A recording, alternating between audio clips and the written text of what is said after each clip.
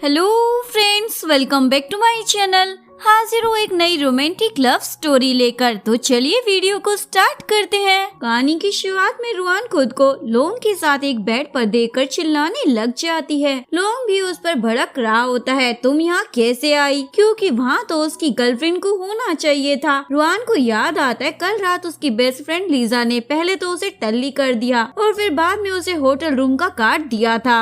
Ruan समझ जाती है उसकी फ्रेंड लीजा ने अपने ही बॉयफ्रेंड के साथ उसे सेट कर दिया था। लोंग उसे वन नाइट स्टैंड करने के लिए कुछ पैसे देता है, लेकिन रुआन मना कर चली जाती है। रुआन की ग्रैंडमा टीवी पर उसकी न्यूज देखकर मोम पर भड़क रही होती है। तभी रुआन घर आ जाती है और बोलती है, आप मेरी मोम पर चिल्ला क्यों रही हैं? इन्होंने कुछ गलत नहीं किया। ग्रैंडमा बोलती है, तुम्हारी इतनी हिम्मत, तुमने हमारे खानदान का नाम बदनाम कर दिया है।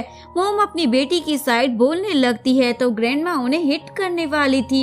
रुआन अपनी मोम के बदले सारी मार खा लेती है। नेक्स्ट डे रुआन ऑफिस आती है। मैनेजर आकर उसे बताती है, प्रेसिडेंट आज ब्रांच में विजिट करने वाले हैं तो कोई भी गड़बड़ नहीं होनी चाहिए। इस कंपनी का प्रेसिडेंट और कोई नहीं लोंग होता है। जैसे ही लोंग कंपनी में एंट्री करता है, रुआन गलती से उससे टकरा जाती है और फिर बेहोश भी हो जाती है।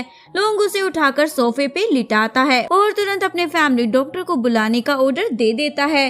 रुआन की ग्रैंडमा भी वहाँ पहुँच जाती है क्योंकि उन्हें रुआन की प्रेगनेंसी की खबर मिल जाती है। ग्रैंडमा लोंग को रुआन से शादी करने के लिए बोलती है, पर लोंग शादी करने से साफ मना कर देता है। मैं जिस लड़की से प्यार नहीं करता उससे शादी भी नहीं कर सकता। पर ग्रैंडमा के आगे लोंग की एक नहीं चलती। बेचारे को शादी के लिए हाँ बोलना पड़ता है। जैसे ही रुआन होश में आती है तो ग्रैंडमा उसे उसके बारे में पूछताछ करती है। रुआन को कुछ भी समझ नहीं आ रहा था। वो अपने डेस्क पर जाने लगती है। सभी एम्प्लॉय उसके बारे में गॉसिप कर रहे होते हैं। पता नहीं इसका प्रेसिडेंट के साथ क्या रिश्ता है जो इसकी इतनी परवाह किए जा रहे हैं। रुआन भी ये सारी गॉसिप सुन रही होती है। तभी लोग आकर उसका हाथ पकड़कर सीधा उसे अपने आलीशान घर में ले आता है और ग्रैंडमा को बोलता है, लो मैं इसे ले आया। ग्रैंडमा रुआन को बोलती है, जो चीजें हो चुकी हैं उसे बदला नहीं जा सकता। मैं जल्दी से तुम दोनों की शादी करा दूंगी, तब तक के लिए तुम यहीं रहो और इस वक्त तुम्हें केयर की भी जरूरत है। रुआन और लोग साथ में बैठकर डिनर कर रहे होते हैं। रुआन तो चटपटा खाना देखकर गपागप खाई जा रही होती है। लोंग उसे बोलता है, ये तुम्हारा तीसरा पीस है। रुआन बोलती है, तो तुम मेरे खाने पर नजर रखे हुई हो। लोंग बोलता है, ज्यादा सोचो मत, मुझे बस बेबी की फिक्र है, और उसे पीने के लिए सूप देता है। उसी दौरान रुआन को उसके बॉयफ्रेंड का कॉल आ जाता है, पर रुआन पिक नहीं करती। ये देखकर लोंग पूछता है, तुम कॉल पिक क्यों नहीं कर रही हो? रुआन बोलती है, इंश्योरेंस बेचने वालों का कॉल आ रहा है। इसके बाद डॉक्टर चेकअप कर बताता है बच्चा एकदम हेल्दी है। रुआन उसकी बैली पर सर रखकर बच्चे को फील करने लगता है तो उसे डैड होने की फीलिंग का पता चलता है। ग्रैंडमा रुआन को बोलती है, मैं तुम्हारे घर जाकर शादी की बात कर लेती हूँ। रुआन बोलती है, पहले मैं खुद जाकर अपनी फैमिली से बात कर लेती हूँ। ग्रैंडमा हाँ बोल देती है, पर सेक्रेटरी को उसके साथ भेज देती है। सेक्रेटरी ग्रैंडमा को गिफ्ट्स देती है, मिस्टर लोंग की फैमिली ने आपके लिए भिजवाए हैं। रुआन की ग्रैंडमा उसे सुनाना स्टार्ट कर देती है, ये सब देखकर तुम्हें क्या लगता है तुम अपनी गलती छुपा सकती हो? सेक्रेटरी लोंग को फोन लगा देती है। लोंग भी ये सारी चली कुटी बातें सुन रहा होता है। रुआन की कजन स्नो भी उसे सुनाने लग जाती है, मैंने तो एक अमीर लड़की को फांसा है, पर तुम्हारे वाला जरूर बूढ़ा होगा। लोंग को तो ये सब सुनकर गुस्सा आ जाता है। कजन का बॉयफ्रेंड अपनी मोम के साथ वहाँ आता है 3000 युआन लेकर कजन से सगाई करने के लिए।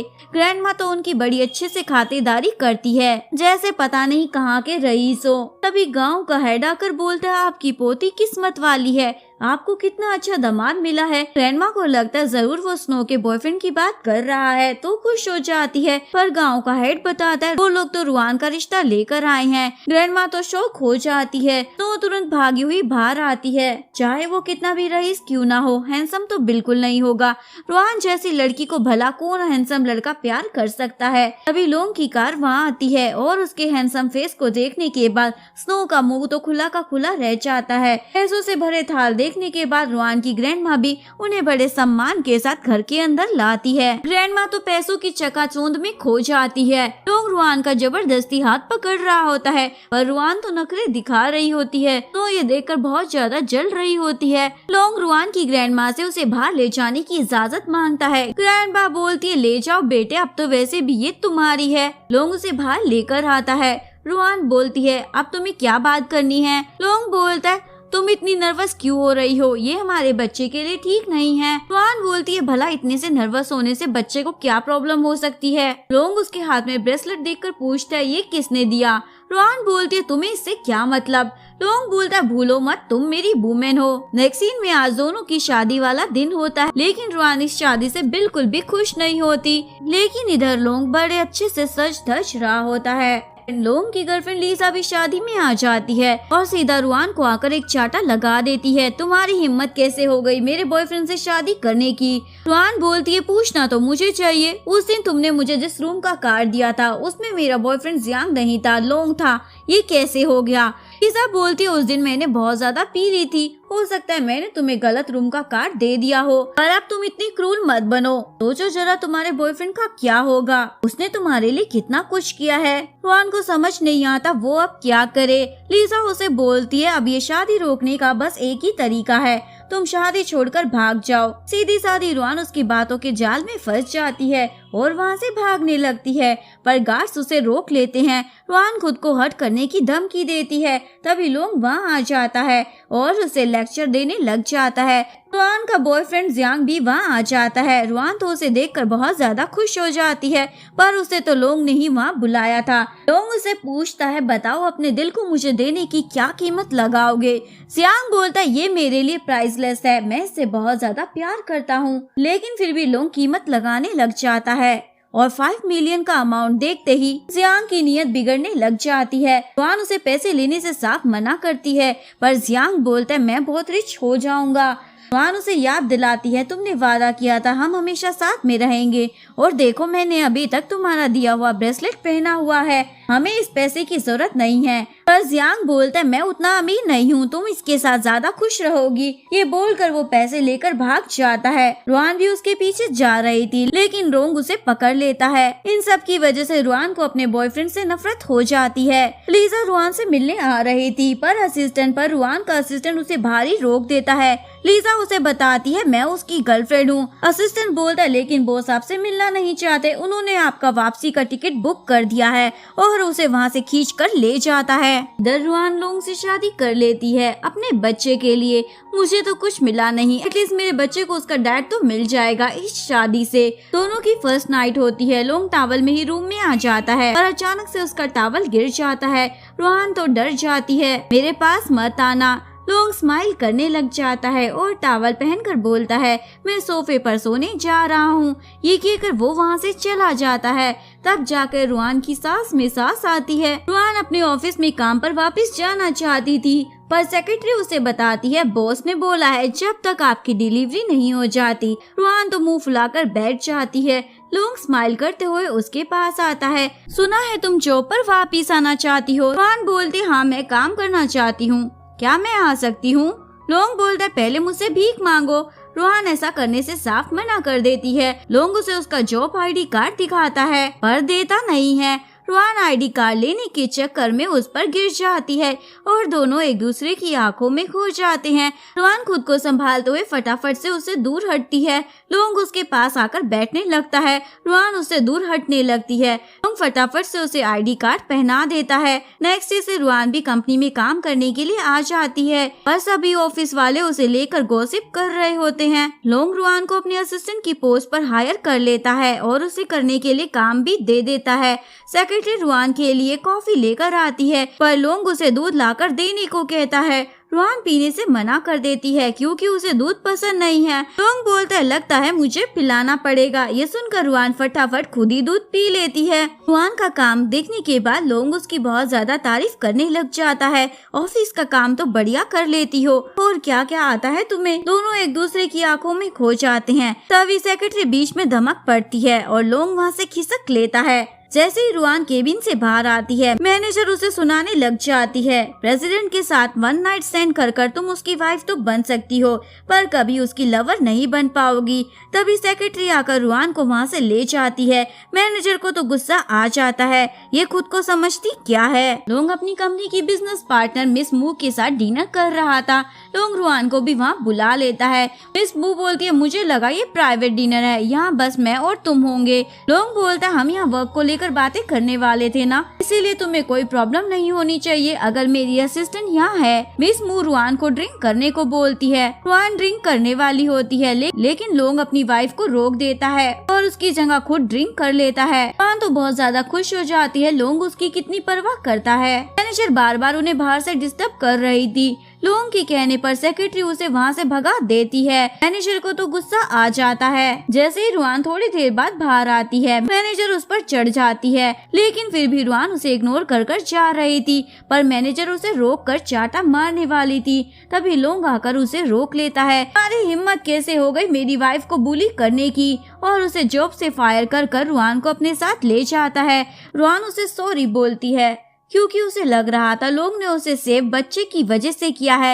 लेकिन लोंग सोचता है ये इतनी बड़ी बेवकूफ लड़की कैसे है, इसके भेजे में इतनी सी बात नहीं घुसती, मैं इसे पसंद करता हूँ। और उसे बोलता है अगर तुम मुझे थैंक्स बोलना चाहती हो तो और भी तरीके हैं। ये कहकर वो उसे किस करने वाला था, तभी सेक्रेटरी फिर से बीच में धमक पड़ती है। लोंग तो उसे सुनाकर चला जाता है। रुआन तो बहुत ज्यादा खुश हो जाती है। सेक्रेटरी की वजह से मैं बच गई, लेकिन सेक्रेटरी का तो मुंह बन जाता है। बिना वजह बेचारी को डांट खानी पड़ गई। रुआन की कलीग्स उससे पार्टी मांगती है असिस्टेंट बनने की खुशी में। कलीग उसे बोल रही होती है अब तो तुम्हारी पोस्ट कंपनी की प्रेसिडेंट तक हो गई है, फ्यूचर में अगर जरूरत पड़े तो जरूर हमारी हेल्प करना। तभी लोंग भी वहाँ आ जाता है और अपनी वाइफ को उनके बीच से उठाकर ले जाता है। मैंने मना किया था ना चटर पटर खाने को, अगर फिर भी खाने का मन था तो मुझे कह देती ना। रुआन उसे अपनी बात समझाने लगती है। लोंग उसका हाथ देखकर बोलता तुम्हारी शादी वाली रिंग कहाँ है। रुआन बोलती है वो बहुत ज्यादा महंगी थी इसलिए मैंने उतार कर रख दी। लोंग उसे शक की निगाहों से देखने लग जाता है। पक्का यही बात थी ना।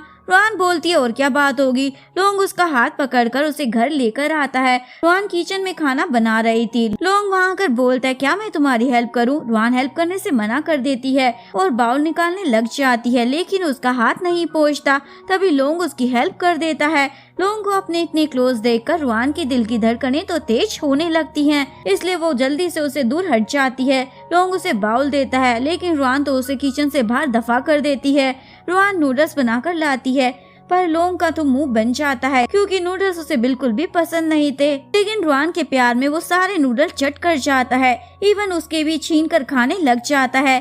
दोनों की नूडल्स किस होने वाली थी, पर फिर से सेक्रेटरी बिन बुलाए मेहमान की तरह वहाँ टपक जाती है। लोंग बिजनेस पर्पस के लिए जर्मनी चला जाता है। रुआन को सपना आता है वो एक लड़की के साथ रोमांस कर रही होती है और ये लड़का कोई और नहीं लोंग ही निकलता है। रुआन डर की मारी अपने इस भयानक सपने से जाग जाती है और खुद को समझाती है क्या मैं पागल हो गई हूँ जो उसके बारे में सोच रही हूँ। रुआन को याद आता है आज तो वो घर में अकेली है, इसलिए बहुत ज्यादा खुश होती है। लेकिन लोंग तो घर वापस आ जाता है और अपनी वाइफ की फोटो क्लिक करके उन्हें कैमरा में कैद कर लेता है, लेकिन फिर सोचता है मैं उसकी फोटो क्यों ले रहा हूँ, क्या मैं पागल हो गया हूँ। लोंग रुआन के पास आता है। रुआन तो उसे देखकर शॉक हो जाती है, तुम इतनी जल्दी वापस कैसे आ गए। लोंग को तो बुरा लगता है क्योंकि उसे लगा था रुआन उसे देखकर खुश होगी और उससे पूछता है ये बताओ तुम ये छोटे कपड़े पहनकर घर में क्यों घूम रही हो, किसी ने तुम्हें ऐसे देख लिया तो पता नहीं क्या होगा। और उसे तुरंत कपड़े चेंज करने का ऑर्डर देकर चला जाता है। लेकिन रुआन तो बहुत ज्यादा खुश हो रही होती है। लोंग हाउसकीपर को अपनी फैमिली के सारे तौर तरीके रुआन को सिखाने का ऑर्डर देता है। डिनर के टाइम रुआन बुकड़ों की तरह खाना खा रही थी। हाउसकीपर उसे आराम से खाने को कहता है। बेचारी को स्लो मोशन में खाना खाना पड़ता है। नेक्स्ट सीन में वो बुक पढ़ते हुए सो जाती है। लोंग को वो सोते हुए काफी क्यूट लगती है और उसे उठाकर बेड पर लिटा देता है और फिर खुद भी उसे हक कर सो जाता है। थोड़ी देर बाद रुआन की आंखें खुल जाती हैं और वो लोंग को अपने इतने क्लोज देखकर बहुत ज्यादा खुश हो जाती है। यानी अब रुआन भी लोंग को प्यार करने लगी थी। यहीं पर इस कहानी का डी एंड हो जाता है। अगर आपको वीडियो अच्छी लगी हो तो प्लीज वीडियो को लाइक करें, चैनल को सब्सक्राइब करें, न्यू अपडेट्स के लिए बेल आइकन का बटन प्रेस करें। मिलते हैं नेक्स्ट वीडियो के साथ, तब तक के लिए सारंगे, बाय बाय।